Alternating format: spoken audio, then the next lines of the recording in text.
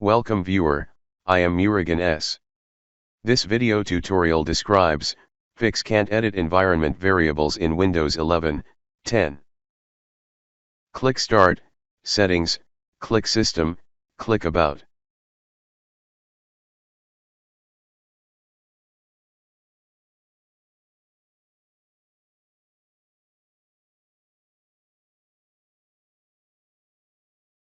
Click Advanced System Settings.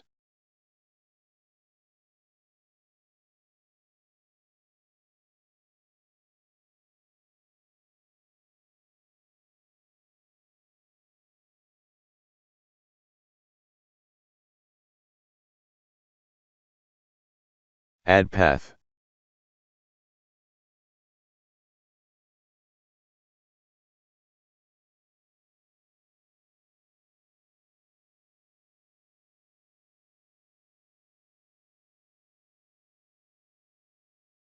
I hope this video tutorial helps to you.